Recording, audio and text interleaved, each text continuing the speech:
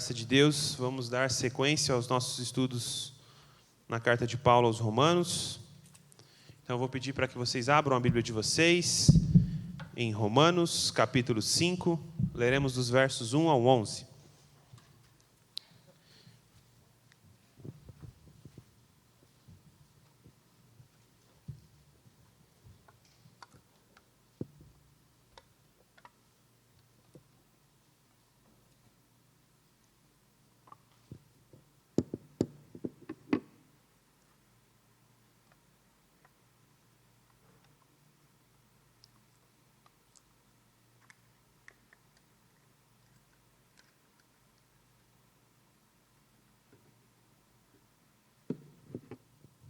Amém? Todos acharam? Romanos 5, do 1 ao 11, diz assim: Tendo sido, pois, justificados pela fé, temos paz com Deus por nosso Senhor Jesus Cristo, por meio de quem obtivemos acesso pela fé a esta graça, na qual agora estamos firmes, e nos gloriamos na esperança da glória de Deus. Não só isso, mas também nos gloriamos nas tribulações, porque sabemos que a tribulação produz perseverança, e a perseverança, um caráter aprovado, e o caráter aprovado, a esperança, e a esperança não nos decepciona, porque Deus derramou seu amor em nossos corações por meio do Espírito Santo que Ele nos concedeu.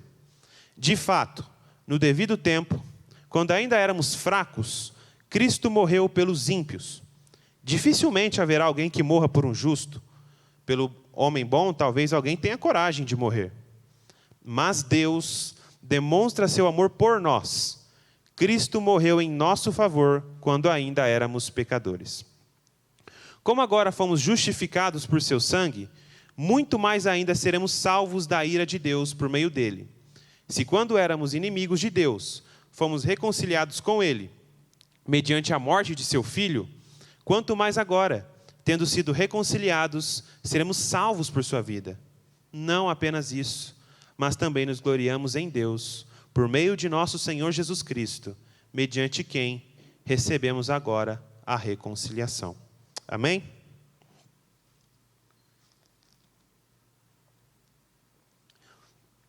Fiz uma cagada aqui no meu copinho. Perdão. Bom, irmãos, então, dando sequência ao nosso estudo de Romanos, esses copos estão mais difíceis de abrir, mas a gente teve na semana passada, com a graça de Deus, a exposição do Filipe, né, onde Paulo faz a conclusão, né? A gente tem ali no capítulo 1, ele fazendo a sua introdução da carta de Paulo aos Romanos, do desejo dele de ir até Roma, estar com os irmãos. Ele ainda não havia conhecido aquela igreja, e ele faz a afirmação em Romanos 1, 16, famosa afirmação de que ele não se envergonha do Evangelho, porque o Evangelho é o poder de Deus para a salvação de todo aquele que crê.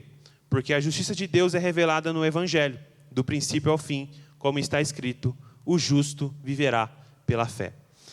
E então, a partir de diante, Paulo vai demonstrar aqui pelo Espírito Santo de como que se dá essa justiça de Deus mediante a fé em Cristo Jesus. Então, no capítulo 1 ainda, ele começa a discorrer de como que toda a humanidade ela está destituída da glória de Deus, né? Que tendo conhecimento de Deus, não o adoraram como Deus, antes adoraram as coisas criadas ao invés do Criador. E depois disso, mostrando essa condenação dos pagãos, dos gentios que não conhecem a Deus, ele agora vai condenar a hipocrisia religiosa dos judeus, né? Mostrando que aqueles que tinham a lei, que se julgavam ter o conhecimento de Deus, mas não a praticavam, estavam tão condenados quanto aqueles que não conhecem. Então ele vai concluir o seu argumento declarando que o homem ele é justificado exclusivamente, somente pela fé em Cristo Jesus, independentemente das obras da lei.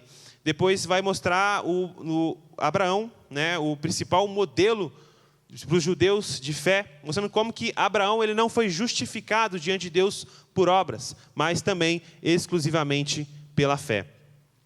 Então, chegando à nossa passagem, a gente vai ter no versículo 1, onde diz: portanto, tendo sido justificados pela fé, temos paz com Deus por meio de nosso Senhor Jesus Cristo. Então aqui é a conclusão a qual Paulo chegou: tendo sido, pois, justificados pela fé.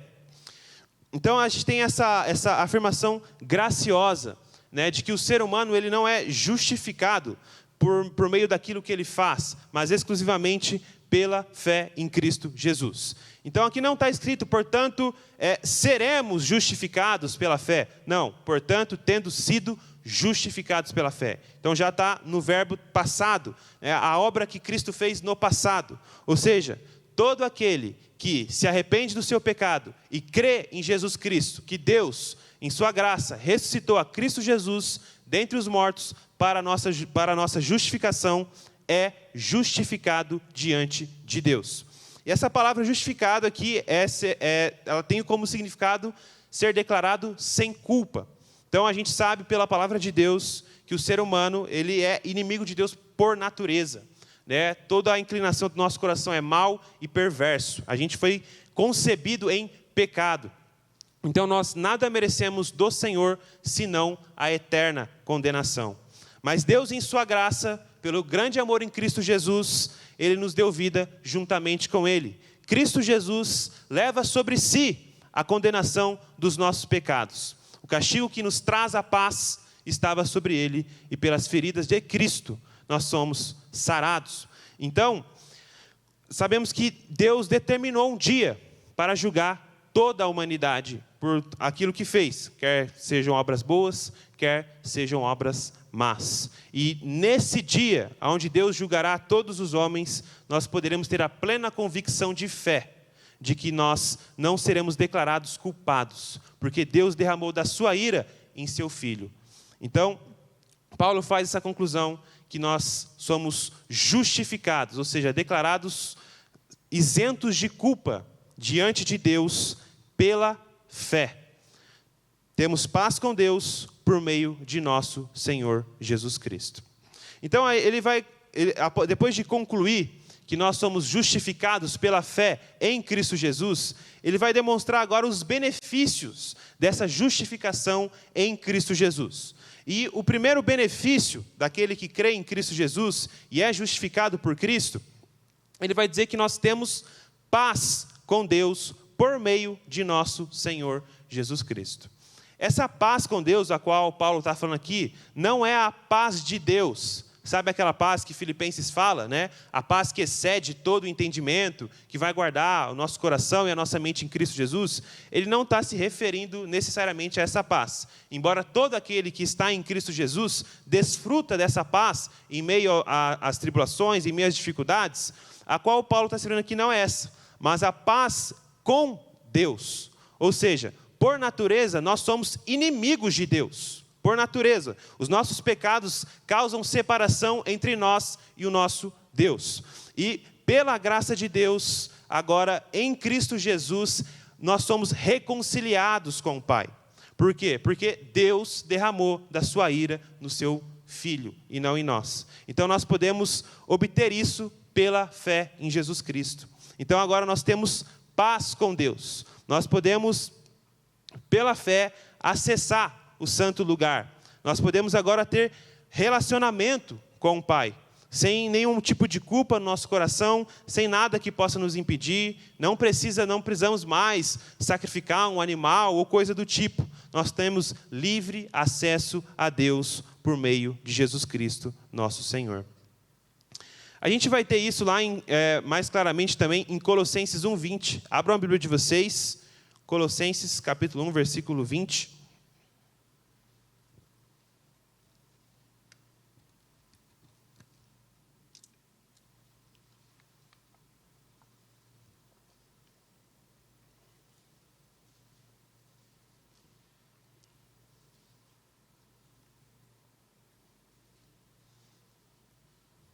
Diz assim, Colossenses 1:20. E por meio dele, Cristo Jesus reconciliou consigo todas as coisas, tanto as que estão no céu, quanto as que estão na terra, estabelecendo a paz pelo seu sangue derramado na cruz. Então essa é uma notícia maravilhosa. Nós agora, por meio de Jesus Cristo, temos paz com Deus. Isso é uma notícia maravilhosa e graciosa do Evangelho, né? Agora, quando a gente olha, às vezes, pelo menos eu lembro, né, quando eu não tinha Cristo, não era convertido, a gente sempre teve essas datas de fim de mundo, né? Teve, acho que, 11/11/11, teve o 2012, né? Todo mundo falava que o mundo ia acabar, ia acontecer aquelas coisas. Isso me causava um pavor terrível, né? Porque, cara, se o mundo acabar agora, do jeito que eu vou para o inferno, né? Eu vou ser condenado, né? Mas graças a Deus que, embora a gente já não seja mais enganado, sabe, por essas falsas datas, essas coisas marcadas que essas pessoas querem trazer, tipo de alarmismo, né?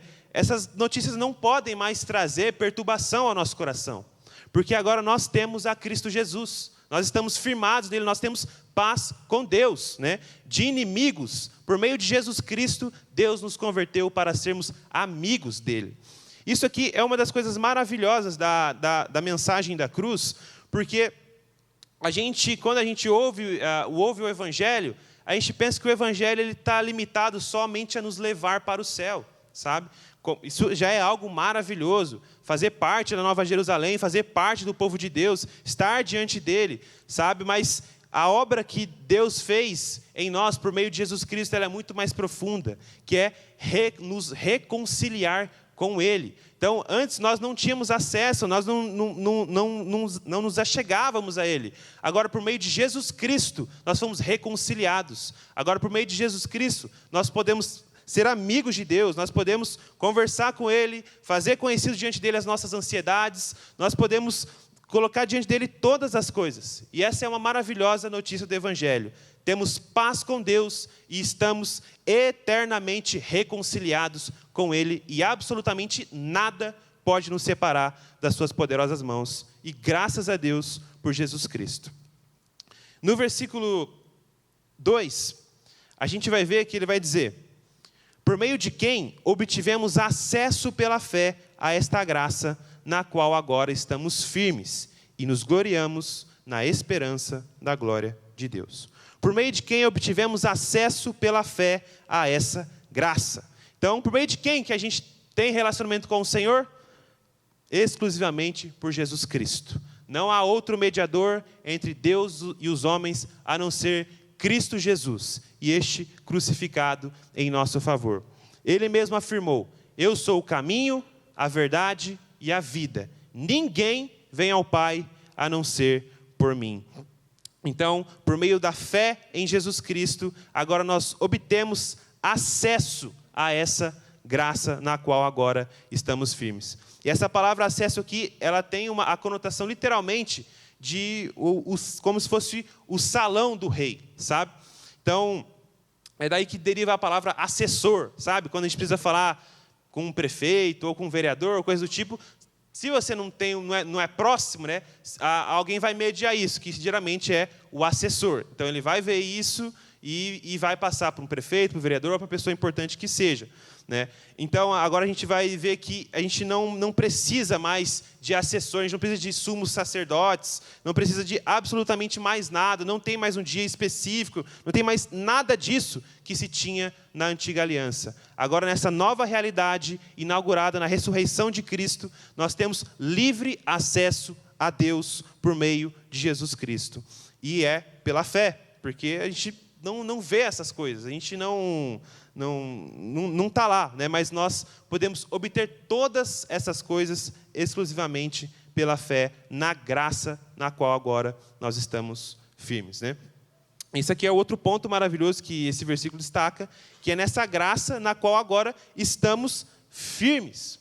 Então, Deus não só começou essa boa obra e falou: olha, agora é contigo, né? Não, muito pelo contrário. O mesmo Deus que começou, Ele é fiel e justo para completá-la até o dia de Cristo Jesus. E Ele mesmo é quem vai nos firmar para naquele dia estarmos de pé diante do Filho do Homem, e não prostrados, e não retrocedidos, Ele não vai nos encontrar da mesma maneira com que Ele nos achou, muito pelo contrário. Ele mesmo prometeu que vai apresentar a sua igreja de maneira santa e gloriosa, sem mancha ou mácula alguma.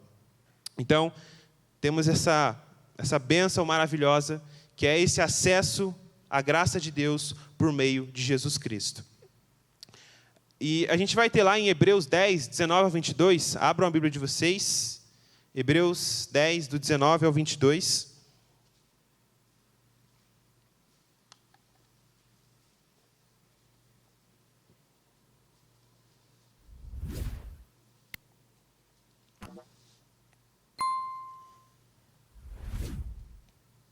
Diz assim: portanto, irmãos, tendo nós a liberdade de entrar no Santo dos Santos, pelo sangue de Jesus, pelo novo e vivo caminho que ele nos abriu através do véu, isto é, sua carne. Aproximamo-nos com coração sincero e plena convicção de fé. Então, essa é a conclusão que o autor aos Hebreus ele tira, né, após a ascensão de Cristo como sumo sacerdote de Deus, não segundo a ordem de Arão, mas segundo a ordem de Melquisedeque. Ele não adentrou num santuário feito por mãos humanas, mas Cristo adentrou no próprio céu, onde Deus está, para interceder em nosso favor. Então, por isso, a gente pode se aproximar do trono da graça e fazer conhecido diante de Deus as nossas angústias, nossas alegrias. Podemos, literalmente, né, sermos amigos dele. Isso é maravilhoso, meus irmãos. Ele vai dizer também, e nos gloriamos na esperança da glória de Deus. Então, se Deus começou e Deus está trabalhando em nós, nós podemos ter a plena convicção de que Ele vai completar aquilo que Ele começou. Por isso ele diz, nos gloriamos na esperança da glória de Deus. Então, nós sabemos que na semelhança que Jesus Cristo foi ressuscitado dos mortos, nós que cremos nele também seremos ressuscitados dos mortos. Então, para nós os que cremos, esse mundo não é o fim de todas as coisas. Muito pelo contrário, nós temos uma esperança gloriosa em novos céus e nova terra, aonde habita a justiça. Então, da mesma forma como Deus ressuscitou a Cristo dentre os mortos, de igual modo, Deus ressuscitará o nosso corpo mortal em glória, né? Então nós não sofreremos a segunda morte. Lá não haverá mais choro, não haverá mais tristeza, não haverá mais morte, porque a antiga ordem já cessou e Deus em Cristo Jesus inaugurou uma nova ordem, que agora é a da vida plena em Cristo Jesus. Então, nós temos essa esperança de participar da glória de Deus. Então, nesse glorioso dia do Senhor, o alvo é tudo voltado exclusivamente para Cristo Jesus. Mas nós temos a esperança de, naquele dia, nós não sermos condenados, de nós não sermos alvos da ira de Deus. Muito pelo contrário. Ele veio uma vez e virá uma segunda vez, mas dessa vez para trazer salvação aos que o aguardam ansiosamente. Então, nós temos em si essa esperança, a esperança da glória de Deus. E essa esperança aqui, irmãos, ela é diferente, né? Então, o que Paulo está querendo explicar aqui não é uma esperança no sentido, olha, eu me arrependi dos meus pecados, eu creio em Jesus Cristo, eu estou procurando viver uma vida santa, por isso eu espero que naquele dia ele veja tudo que eu estou fazendo e aí ele me salve. Não. Muito pelo contrário, né? Então, aqui é a fé exclusivamente no que Cristo fez por nós. E a gente não está esperando algo incerto, né? Tipo assim, eu acho que eu estou vivendo assim porque eu acho que Deus vai restaurar todas as coisas, então é melhor viver assim porque se Ele não restaurar, eu não perdi nada, ou coisa do tipo. Não. A gente tem uma esperança que é certa. Ele prometeu, Ele vai fazer e Ele virá para nos buscar. Então, por isso, nós vivemos de maneira piedosa até o dia do Senhor. Então, é uma esperança certa, não é uma fábula, não é um conto passado de tradição. Não, essa é a esperança cristã, a ressurreição dos mortos. Novos céus e nova terra com Cristo Jesus. Amém? Então, no versículo 3, ele vai dizer assim, e não apenas isso, mas também nos gloriamos nas tribulações, porque sabemos que a tribulação produz perseverança. a perseverança, um caráter aprovado. E o caráter provado, a esperança. Versículos 3 e 4. Então ele começa dizendo, né? E não apenas isso, como se fosse pouca coisa, né? Já é muita coisa. Mas ele vai dizer, não apenas isso, mas também nos gloriamos nas tribulações. E aqui, numa primeira olhada, aparece um certo paradoxo, né? Nos gloriar na tribulação. Então, humanamente falando, isso é absurdo, né? Não existe glória na dificuldade, não existe glória no sofrimento. Mas nós que somos uma nova criatura em Cristo Jesus, nós que olhamos pelos olhos da fé, nós podemos sim nos gloriar nas tribulações. Então, não é se gloriar da tribulação, né? Então, nós não temos prazer no sofrimento, mas é se gloriar em meio às tribulações. Ele vai dizer, por quê? Porque sabemos que a tribulação produz perseverança. Então, nós agora que estamos em Cristo, nós temos um olhar diferente do mundo em olhar para as tribulações. Porque a tribulação dada por Deus, ela tem uma finalidade, que é nos moldar à semelhança de seu Filho. É como o fogo que purifica o ouro, sabe? Para tirar todas as impurezas, para que sobre somente aquilo que realmente ouro mesmo, né? Todas as impurezas vão embora e fica o que realmente tem valor. Então, quando Paulo diz, porque sabemos que a tribulação produz perseverança, e a perseverança o caráter aprovado, e o caráter aprovado a esperança, então tem um caminho aqui pelo qual Deus conduz o crente, que é, primeiro, a tribulação, ou seja, aqui é uma forte pressão. Então, a ideia que Paulo está desenvolvendo aqui é que a nossa fé em Cristo Jesus ela é provada. Irmãos, a gente vive num país onde a gente tem talvez, 150 milhões de pessoas que professam a fé em Jesus Cristo. Mas não são 157 milhões de pessoas que verdadeiramente creem em Cristo, que verdadeiramente nasceram de novo, são novas criaturas em Cristo Jesus. Então existe uma falsa fé e existe a fé verdadeira. A fé que é dada por Deus. E a falsa fé, ela tende a morrer na tribulação. Ela tende a morrer nas dificuldades. Então, Deus, quando Ele recolher para si os seus, Ele vai recolher os que têm a fé verdadeira, fé autêntica, a fé que Ele mesmo dá em Cristo Jesus. Então, a tribulação, ela tem como essa finalidade de provar a nossa fé. Se ver se a nossa fé realmente é autêntica. Né? Então, quando vem uma dificuldade, às vezes uma doença, às vezes você não passou no vestibular, às vezes aquele emprego que você sonhou você não conseguiu conquistar, às vezes um familiar ou um ente querido, alguém morre, a sua fé nesse momento ela vai ser provada. Porque a primeira tentação do coração é blasfemar contra Deus. É nesse momento que a gente questiona a nossa fé. Ora, se Deus me ama, por que Ele permitiu que essas coisas acontecessem? Né? Então a gente tem dois exemplos interessantes na Escritura, que é o de Jó e de sua esposa. Quando o Senhor permite, né, que Satanás ele retire todas as bênçãos que Deus havia dado para Jó, sua casa, sua família, seus filhos, né, justamente para mostrar a autenticidade da fé dele, a gente vê que assim que acontece, né, a morte dos seus filhos, Jó, imediatamente, ele rasga suas vestes e diz: nu vim a esse mundo, nu eu voltarei. O Senhor me deu, o Senhor tomou. Bendito seja o nome do Senhor. E Jó não blasfemou com a sua boca. Então a gente vê aqui que nesse exato momento a fé de Jó foi provada.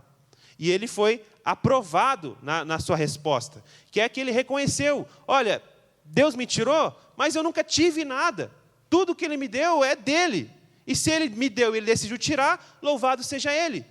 Independente disso. Então a sua fé e o seu coração estavam no Senhor, independentemente das circunstâncias. Porém, a gente vai ter um mau exemplo de fé, que é a esposa de Jó, que é onde ela diz: amaldiçoa o teu Deus e morre. E ele diz: mulher, porventura não recebemos as coisas boas do Senhor, também não receberemos as más? Então, a gente tem 2 exemplos de fé claro aqui. A esposa dele, onde, diante da dificuldade, negou a sua fé.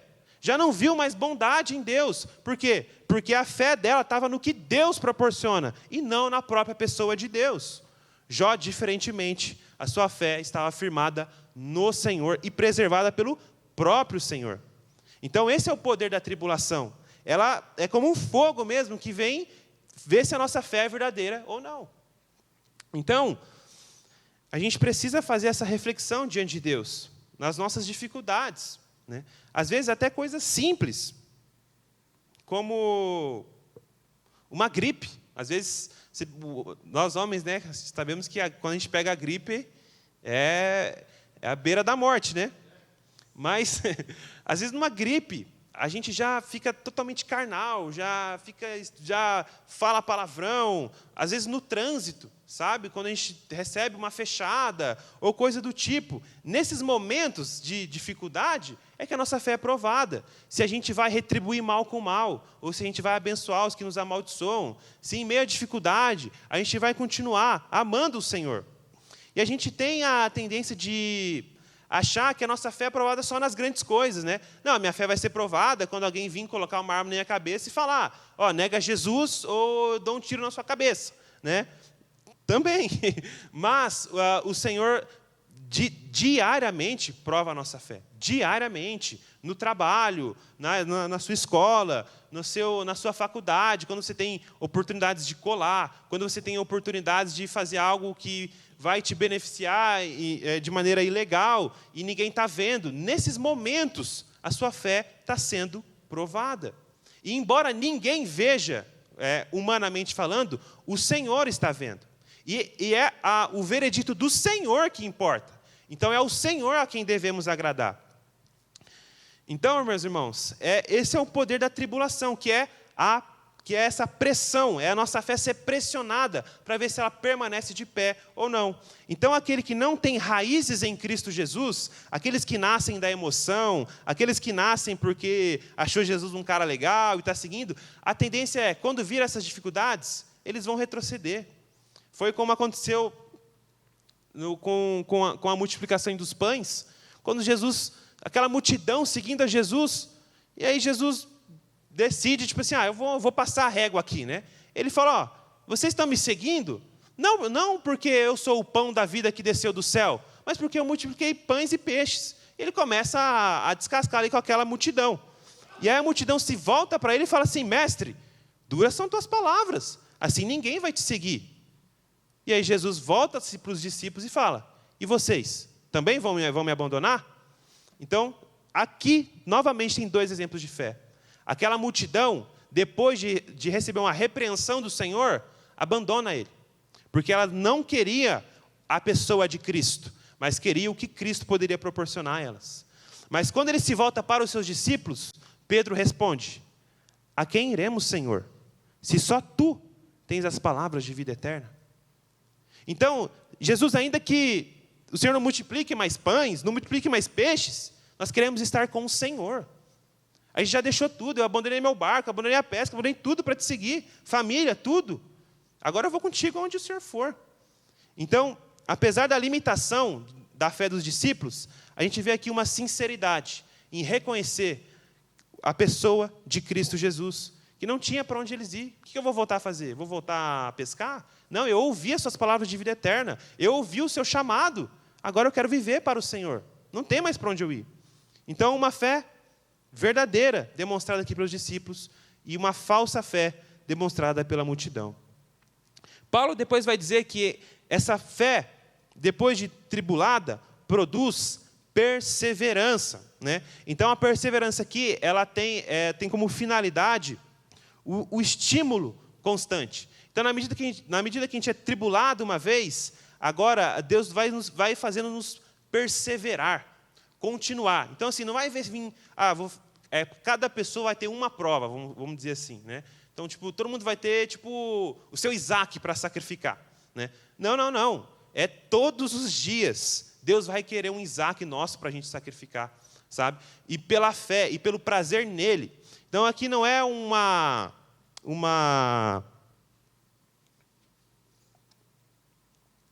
essa falsa teologia do sofrimento, né? Onde essa autonegação, abnegação de si mesmo, ou coisa do tipo. Não, não, não.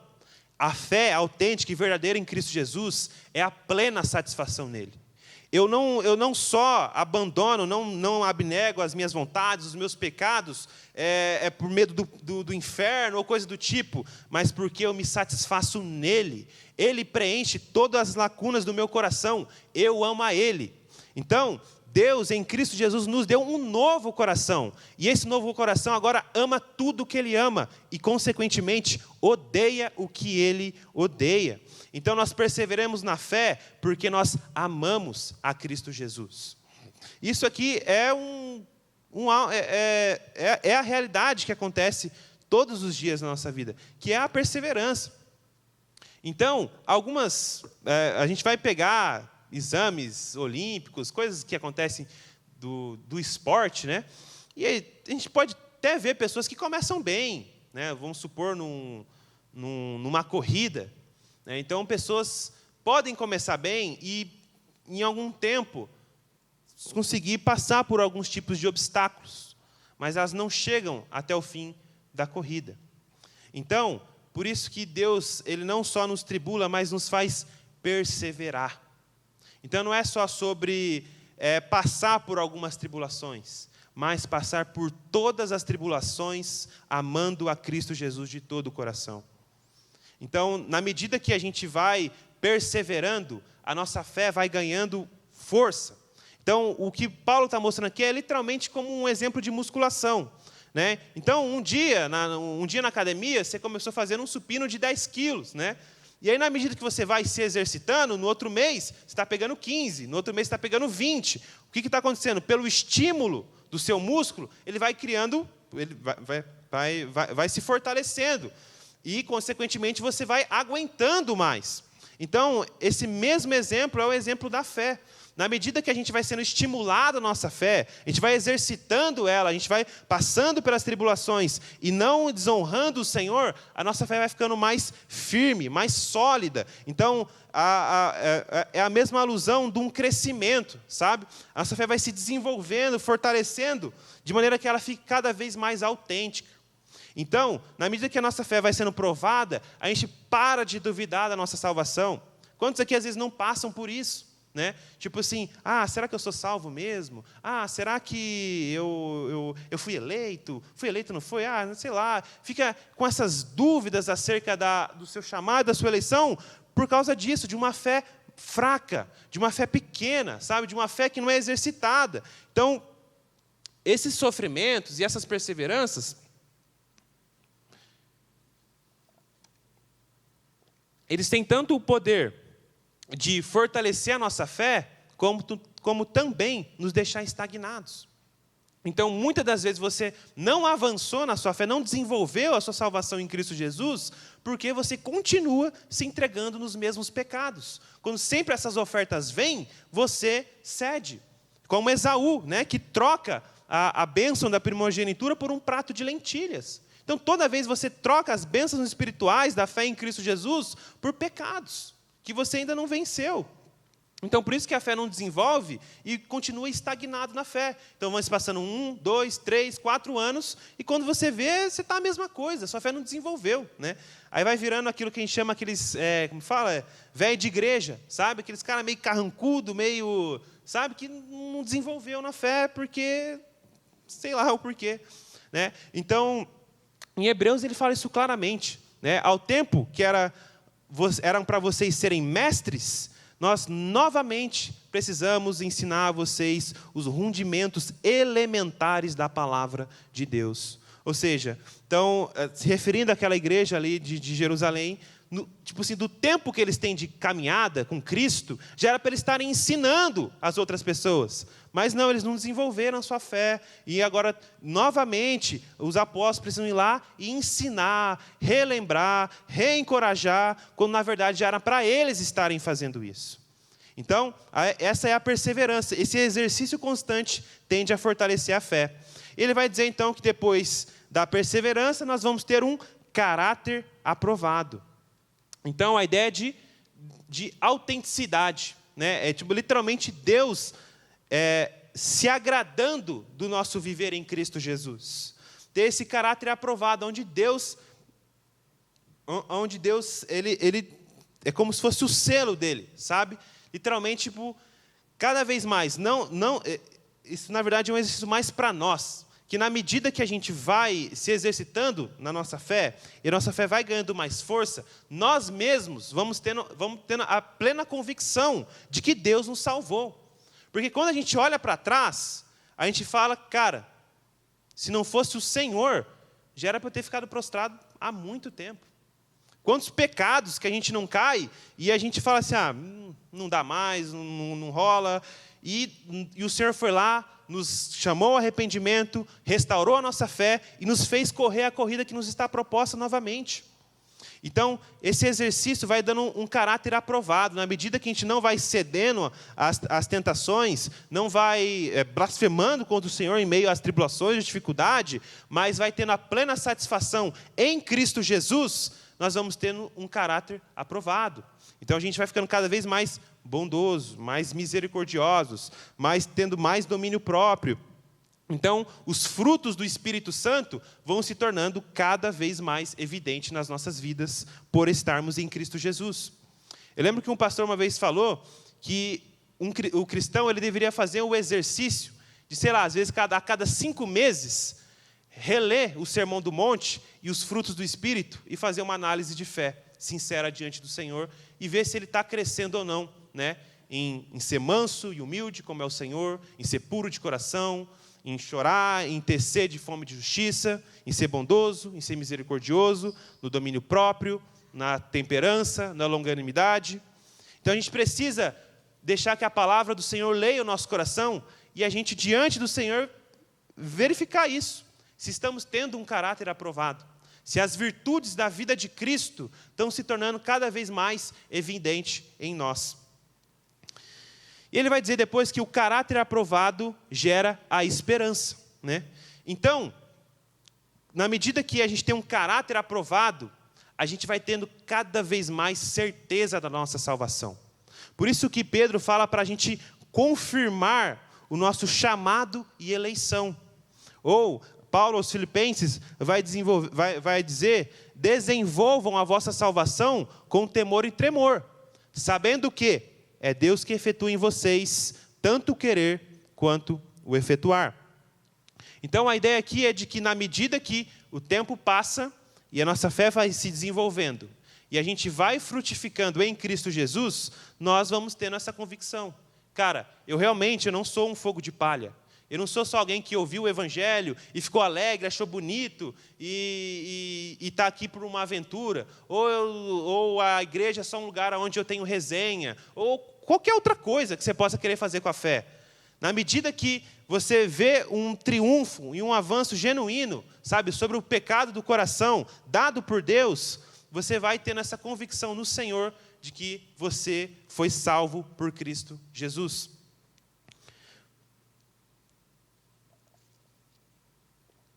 Então, a justificação ela tem esse efeito de nos dar essa segurança. Sabe que o Deus que nos chamou, Ele é fiel e justo para cumprir e para terminar aquilo que Ele começou. Mas, na nossa perspectiva humana, a gente vai tendo dúvidas, a gente vai, às vezes, enfraquecendo, em vez de avançar, a gente vai retrocedendo na fé. Então, o caráter aprovado, né, a vitória sobre determinados pecados, você não ser mais enredado por alguns tipos de coisas, por falsas doutrinas, por qualquer coisa que seja, isso vai te dando cada vez mais uma convicção no Espírito Santo de que você realmente é selado por Deus, de que realmente Deus enviou o seu Filho para ser a propiciação pelos seus pecados, que você é uma nova criatura em Jesus. Então, essa é o plano ali que Paulo está querendo deixar claro para aqueles irmãos. Que na nossa vida cristã tem esse trabalhar do Senhor. Que uma vez que nós fomos justificados, agora nós também podemos nos gloriar nesses sofrimentos. Por quê? Porque os sofrimentos produzem essas coisas aqui. A tribulação, que gera a perseverança, e a perseverança que gera um caráter aprovado, e, consequentemente, o caráter aprovado gera uma esperança. Então, essa é a esperança. A esperança de que cara, se eu estou até hoje em Cristo Jesus, com uma fé sóbria, com um coração que não está corrompido, que não se prostrou aos sistemas desse mundo, que não está vivendo deliberadamente no pecado, é graças a Deus por Jesus Cristo. É Cristo que tem me sustentado até aqui.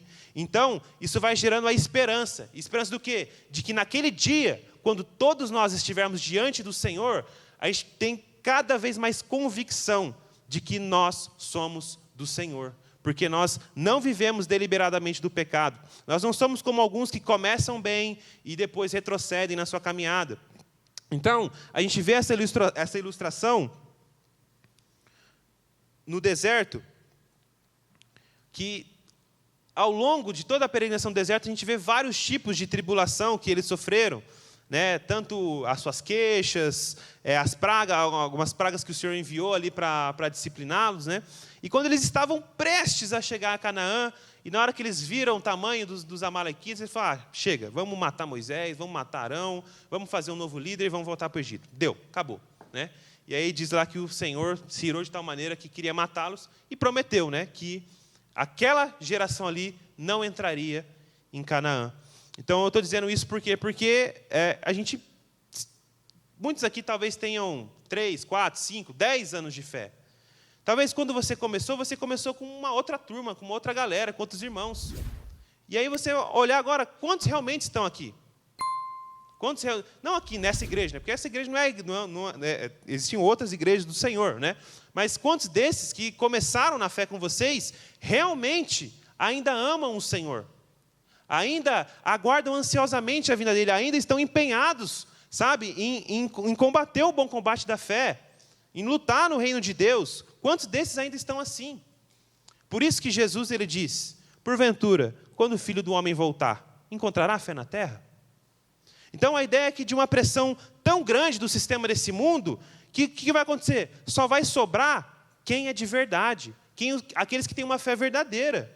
Porque aqueles que nascer da emoção, nasce porque gosta de um louvor mais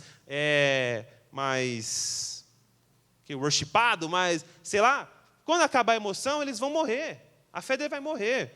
Aqueles que vêm porque está sendo abençoado por Deus no seu trabalho, no seu casamento, na sua escola e tudo mais, quando não ser mais, eles também vão retroceder. Por quê? Porque a fé deles estão nas coisas e não na pessoa de Jesus Cristo. E Jesus Cristo está completamente comprometido em sustentar a fé daqueles que o Pai lhe deu, porque Ele mesmo prometeu, eu lhes ressuscitarei no último dia, e nenhum dos que o Pai me deu se perderão. Então, tem a finalidade disso, de sobrar somente aqueles que têm uma fé genuína em Cristo Jesus. E, consequentemente, isso alimenta a nossa esperança. Se até aqui estamos amando o Senhor, mesmo em dificuldades, muitas vezes caindo, mas se levantando, lavando as nossas vestes no sangue do Cordeiro, podemos ter a plena esperança de que naquele dia, quando Ele rasgar esses céus, nós seremos arrebatados juntamente com Ele nos ares. Não pelas nossas obras, não porque eu perseverei, não, porque Deus tem nos sustentado até aqui, através de Jesus Cristo, por meio do Espírito que habita em nós. Pedro vai dizer, lá no capítulo 1, versículos 6 e 7, abram a Bíblia de vocês, 1 Pedro 6, 7.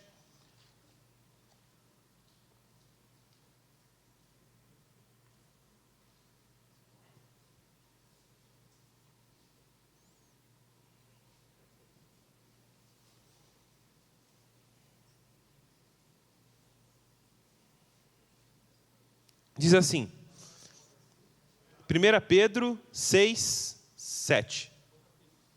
1 Pedro 1, 6, 7. O 1 Pedro me enganou. O pessoal procurando o 1 Pedro 6, né? Nisso vocês exultam, embora agora, por um pouco de tempo, devam ser entristecidos por todo tipo de provação. Então, aqui, Pedro falou exatamente o que está falando até agora. É necessário que, durante a nossa peregrinação, a gente deve ser entristecidos. Por quê? Por todo tipo de provação. Agora ele vai explicar. Por que isso acontece? Assim acontece para que fique comprovado que a fé que vocês têm, muito mais valiosa do que o ouro que perece, mesmo refinado pelo fogo, resulte em louvor, glória e honra quando Jesus Cristo se manifestar. Então essa é a finalidade, o alvo. É a mesma coisa se a gente for ilustrar isso aqui no ouro, né? Então se acha o ouro e coloca o ouro sobre o fogo, seria a tribulação. E continua mandando fogo sobre aquele ouro. Aí está a perseverança. E o que acontece? As impurezas são removidas. E fica somente o ouro, o caráter aprovado. E então gera a esperança, que o quê? Eu achei ouro, vou ganhar dinheiro em cima. Tipo isso, entendeu? Então tem valor, é algo autêntico. Essa é a ideia aqui, que quanto mais a gente é provado, então isso fica evidente que a fé que nós temos não é humana, mas dada pelo Senhor. Então no versículo 5 ele vai dizer: e a esperança não nos decepciona, porque Deus derramou o seu amor em nossos corações por meio do Espírito Santo que Ele nos concedeu. Então ele vai dizer que a esperança não nos decepciona. Então a gente pode ter essa convicção de viver para a glória de Deus, de que naquele dia não vai acontecer tipo de Jesus estar com a gente. Então, eu falei aquilo lá, mas eu tive que mudar de ideia, aconteceu algumas coisas, sabe? Não vai rolar o que eu prometi, sabe? A gente não vai ser decepcionado. Né? Isaías vai dizer: aqueles que confiam do Senhor, de modo algum serão envergonhados. Sabe? Então, não vai acontecer de, na volta de Jesus, o mundo olhar para nós e a gente ser motivo de chacota. Tipo assim, ó, tá vendo? Você viveu para esse Cristo, ele nem veio te buscar. Olha o que está acontecendo. Muito pelo contrário, a esperança não nos decepciona. A gente pode ter essa convicção de fé, de viver para Cristo Jesus, de negar esse mundo, de negar a si mesmo, viver exclusivamente para Ele, se satisfazendo somente nele, que nós não seremos envergonhados, porque essa é a esperança que Deus deu em nosso coração. Ele vai dizer: porque Deus derramou o seu amor em nossos corações por meio do Espírito Santo, que Ele nos concedeu. Então, ele diz que a esperança não nos decepciona, porque Deus derramou o seu amor em nossos corações. Então a ideia aqui é de transbordar, sabe? É Deus pegar do seu amor e encher o nosso coração ao ponto de transbordar. Então aqui esse amor ele passa de ser uma parte só teórica e ele se torna algo experimental mesmo, sabe? A gente tem uma testificação no nosso coração de que nós somos amados por Deus, sabe? Ter essa convicção, não só, porque eu acho que Deus me ama, porque as pessoas falam que Deus me ama, né? Porque Jesus se entregou na cruz por mim e tal, blá, blá, blá. Não, muito pelo contrário. Então, a fé genuína em Cristo Jesus, a gente tem essa certeza no coração. Somos amados por Deus em Cristo Jesus. E porque Ele nos ama, Ele vai nos apresentar santos e irrepreensíveis naquele dia. Ele vai nos guardar e nos preservar. E Ele deu prova disso, derramando do seu amor nos nossos corações, por meio do Espírito Santo. Ou seja, então o Espírito Santo é o selo da promessa, é o penhor do Senhor. Lá em Coríntios ele vai dizer, 2 Coríntios 1, 22, Ele nos selou e nos deu o Espírito como garantia em nossos corações. Então essa ideia de garantia é a mesma coisa que, sei lá, eu vou comprar o celular do Arioso. Eu falo assim: Arioso, eu quero comprar seu celular, né? Aí ele fala: beleza, sei lá, é milão. Eu falei: cara, eu não tenho dinheiro aqui agora, eu posso te pagar amanhã? Aí o Arioso fala assim: cara, eu preciso de um sinal, me dá 100, e aí eu seguro para você, e amanhã você vem com o restante e pega esse celular, né? Então, aí é isso que acontece. Então, eu vou lá, dou esse 100 para ele, ele guarda esse celular para mim, no outro dia eu venho com o restante e eu pego o celular para mim. Que esse 100 é a garantia, é o penhor de que aquele celular já é meu, eu só ainda não tomei posse dele. Então, a ideia que ele está dizendo aqui, que ele nos deu o Espírito Santo como garantia em nossos corações, é isso. Vocês foram selados com o Espírito dele. Ele derramou o Espírito do Senhor nos corações de vocês, como selo, como garantia de que vocês são dele. E ele voltará para buscar vocês no tempo que ele, em sua soberania, predeterminou, quando Jesus Cristo voltar uma segunda vez, para trazer salvação aos que o aguardam e juízo aos que desprezaram o evangelho que poderia salvá-los. Então, por isso que a esperança não nos decepciona, porque Deus derramou do seu Espírito em nossos corações. É o Espírito que nos faz permanecer firmes. Por isso que ele chama, Jesus em João vai chamar o Espírito de o Consolador. Por quê? Porque Ele é quem nos consola em meias tribulações. Ele é quem nos aponta para Cristo Jesus. Então isso aqui é maravilhoso, irmãos. E a gente só pode compreender isso realmente pela fé. É que o que eu estou querendo explicar aqui é que não é uma coisa só teórica. Não é só uma história bonita de como Deus salva o homem. Deus, Ele não se limitou a só deixar as suas palavras para nós, para que nós acreditássemos nela. Ele fez mais. Ele derramou o seu Espírito em nós. O Espírito de Deus habita em nós. E é isso que testifica nos nossos corações que somos dele. Então, sempre quando nós queremos retroceder na fé, quando nos desanimamos, é o Espírito que nos levanta e nos faz olhar novamente para Cristo. E isso é uma obra sobrenatural de Deus. Não é só mera teologia, não é só uma teoria de como Deus salva o homem. Deus deu uma garantia para nós, a qual nós experimentamos no nosso coração pela fé. Por isso nos quebrantamos, por isso nos levantamos as nossas mãos, por isso nós não pagamos mal com mal, por isso que nós servimos ao Senhor de coração. Por quê? Porque o Espírito dele habita em nós. Paulo aos Colossenses vai dizer, o mistério que antes esteve oculto durante épocas e gerações, mas que agora deu a saber que é Cristo em nós, a esperança da glória. Então, Jesus Cristo, por meio do Espírito Santo, habita em nós. E por isso, nós temos a esperança da glória de Deus. E isso é maravilhoso. E ele vai dar mais conta disso nos versículos 6 e 8, onde ele vai dizer, no devido tempo, quando ainda éramos fracos, Cristo morreu pelos ímpios. Dificilmente haverá alguém que morra por um justo, embora pelo homem bom, talvez alguém tenha coragem de morrer. Mas Deus demonstra seu amor por nós. Cristo morreu em nosso favor quando ainda éramos pecadores. Então agora ele vai para um exemplo. Para um exemplo onde ele vai fortalecer mais a nossa fé no amor de Deus por nós, que é, no devido tempo, quando ainda éramos fracos, Cristo morreu pelos ímpios. Ou seja, o amor de Deus não se dá na sua melhor fase. Quando eu estava mais crente. Quando eu ia na igreja todo dia. Quando eu lia a Bíblia todo dia. Quando eu dizimava, eu jejuava. Não. No devido tempo, quando ainda éramos fracos. Ou seja, quando ainda éramos pecadores. Quando ainda estávamos mortos em nossos pecados e delitos. Quando ainda vivíamos de maneira rebelde a Deus, afrontando a sua santidade. Cristo morreu pelos ímpios. Ele se entregou. Então a ideia aqui não é só que o Pai assim, alguém vai ter que pagar pelo que eles estão fazendo. Então foi lá, pegou Jesus e sacrificou ele. Não, Jesus se entrega voluntariamente para morrer pelos nossos pecados. E ele vai explicar isso melhor. Dificilmente haverá alguém que morra por um justo.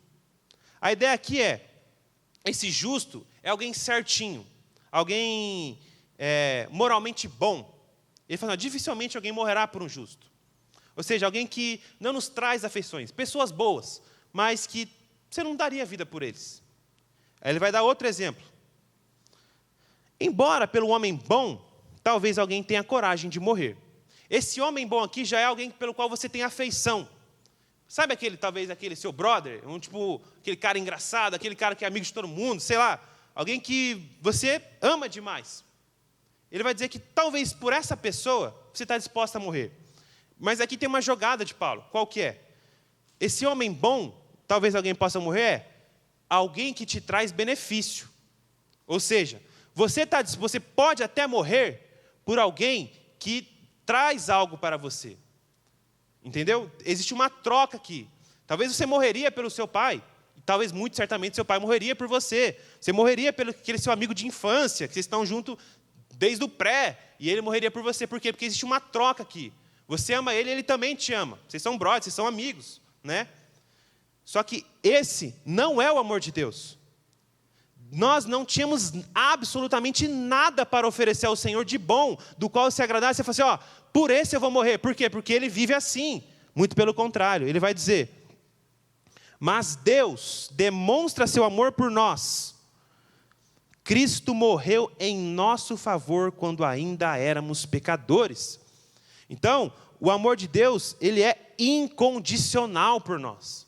E aqui que fortalece a nossa fé, que não é pelo que nós oferecemos a Deus, é pelo que Ele ofereceu por nós, o seu Filho. Ele é fiel a si mesmo, Ele é fiel ao seu Filho. Ele não vai desonrar com as suas promessas. Deus demonstra seu amor por nós. Como? Cristo morreu em nosso favor quando ainda éramos pecadores. Ou seja, quando ainda vivíamos em rebeldia contra Deus, Ele nos amou em Cristo Jesus. E deu prova disso como? Moendo Ele na cruz em nosso lugar. Para que nós, pela fé, pudéssemos desfrutar da sua vida. Ou seja, pessoas podem morrer por pessoas boas, mas ninguém morre por alguém que não merece. Nenhum ser humano vai morrer pelo Hitler. Ninguém vai dar a vida pelo cara que matou lá o Charlie Kirk. Ninguém vai dar a vida por um estuprador, por um bandido. Ninguém vai dar sua vida, ninguém vai desperdiçar.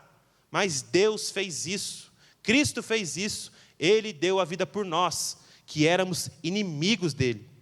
E assim, Ele nos reconciliou com o Pai, nos fazendo de inimigos para amigos. Irmãos, aqui tem um ponto muito importante. Porque muitas das vezes na nossa caminhada cristã, nós nos esquecemos disso. Nós nos esquecemos que nós somos amados por Deus. Nós podemos ficar imersos, sabe, na teologia, ou vivendo uma vida, como posso dizer, militante de igreja, sabe? E esquecer dessa verdade. Eu sou amado por Deus. Deus me ama. Deus me ama, por isso Ele não vai me lançar no inferno, por isso Ele não vai me lançar na condenação, por isso eu não vou ser envergonhado, porque Deus me ama, Jesus Cristo me ama, como João vai dizer, tendo-os amado, amou-os até o fim. A gente não pode esquecer dessa verdade, irmãos. No nosso relacionamento, e na nossa dinâmica como igreja, nós somos amados por Deus. E a prova desse amor por Deus é Jesus Cristo pendurado na cruz em nosso lugar. Então, todas as vezes que o nosso coração se esfriar na fé, devemos olhar para a cruz de Cristo. Porque na cruz de Cristo, nós somos lembrados do que Deus fez por nós. E na cruz de Cristo, nós também somos lembrados dessa nova vida que nós temos nele. Isaías 53, 5, 6 vai dizer: mas ele foi ferido por causa das nossas transgressões, esmagado por causa das nossas iniquidades. O castigo que nos trouxe a paz estava sobre ele, e pelas suas feridas fomos curados. Todos nós andávamos desgarrados como ovelhas, cada um seguindo o seu próprio caminho, e o Senhor fez cair sobre ele a iniquidade de todos nós. Então esse é o amor do Senhor. Estávamos desgarrados, mas Ele fez recair sobre o Seu Filho a nossa iniquidade. E por meio da ressurreição, Ele nos deu a sua vida. Como Paulo vai dizer aos Efésios: mas Deus, que é rico em misericórdia, pelo grande amor com que nos amou, deu-nos vida juntamente com Cristo, e pela graça vós sois salvos. Então, por isso podemos ter esperança em meio às tribulações. Por quê? Porque Deus nos ama. E Ele deu prova disso em Cristo Jesus. O amor de Deus pelos seus é inabalável, porque não se baseia em quão amáveis somos, mas na constância do seu caráter.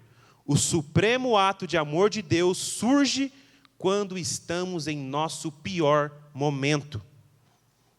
Então, a certeza da fé é o caráter de Deus, que Deus não muda como os homens mudam.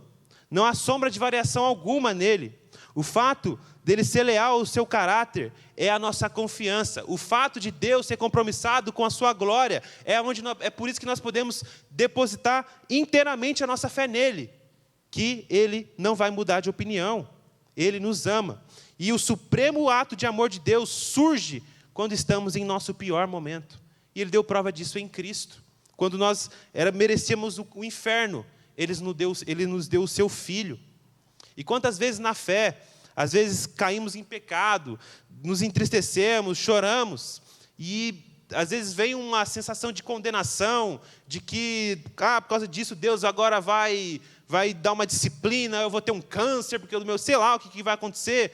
e a gente é surpreendido pela restauração de Cristo.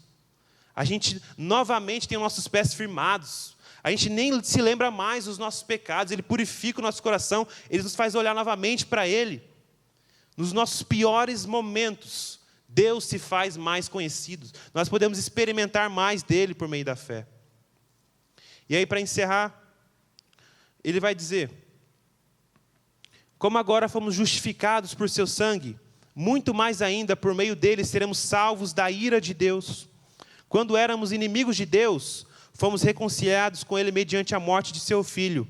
Quanto mais, tendo sido reconciliados, seremos salvos por sua vida.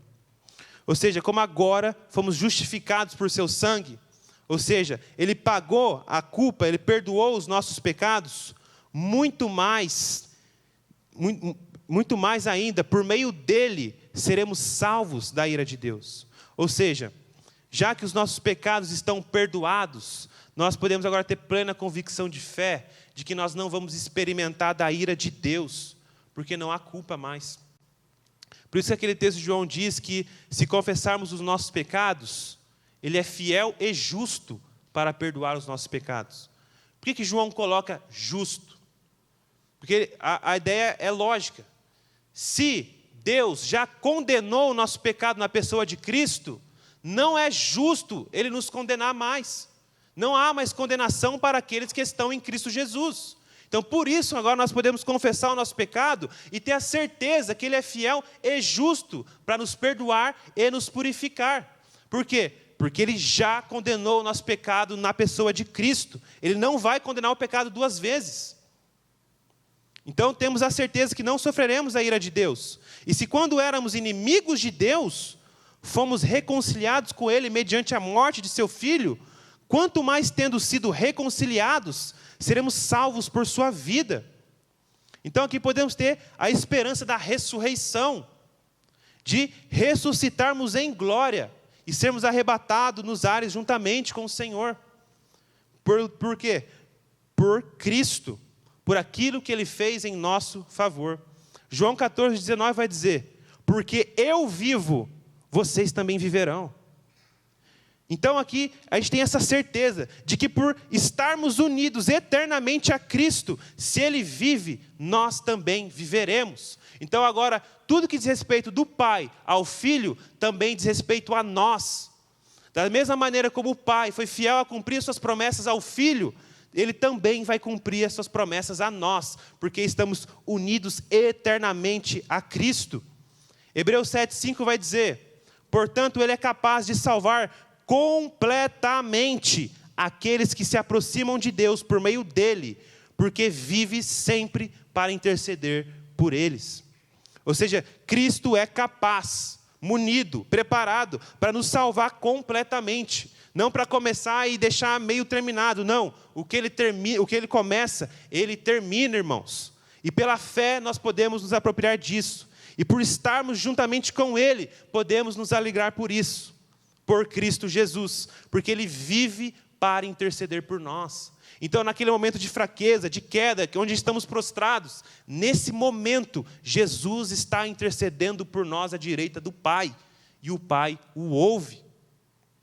Por isso podemos ter essa plena convicção de que viveremos com Ele, porque Ele vive para interceder por nós. E aí no versículo 11, e não apenas isso, como se fosse pouca coisa, mas também nos gloriamos em Deus, por meio de nosso Senhor Jesus Cristo, mediante quem recebemos agora a reconciliação.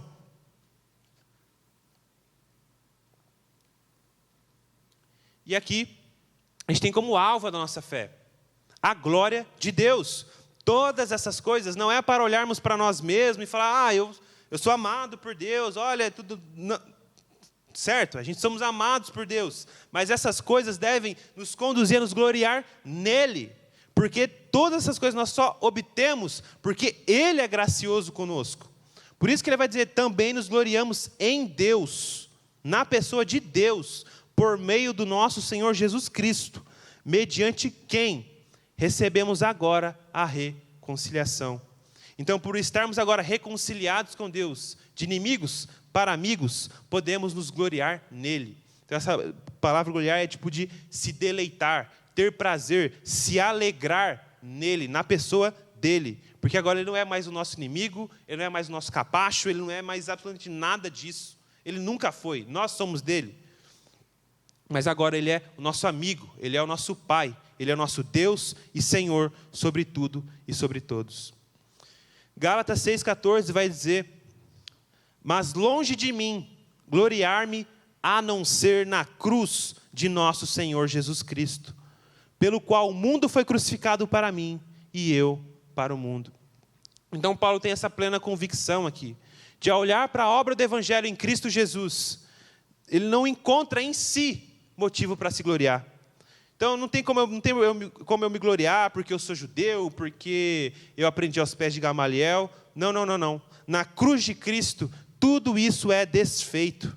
E na ressurreição do Senhor, tudo é refeito. As coisas velhas se passam e as novas dão lugar na pessoa de Jesus Cristo. Por isso não tem como nós nos gloriarmos, a não ser na cruz de Cristo, como ele diz, pela qual o mundo foi crucificado, ou seja, o mundo morre para mim e eu para o mundo. Então tem uma dinâmica aqui. Então esse é o poder do Evangelho do qual Paulo está falando. É transformar o coração. Não é só mudar o nosso comportamento, não é só para que no seu relacionamento você entenda que ser cristão é só não fazer sexo antes do casamento. É muito mais do que isso.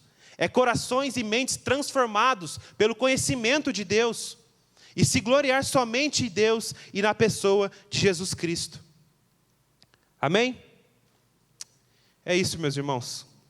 Que Deus seja glorificado nas nossas vidas e que a gente tenha cada dia mais essa certeza do amor de Deus em Cristo Jesus. Vamos se levantar, vamos orar para a gente louvar o Senhor.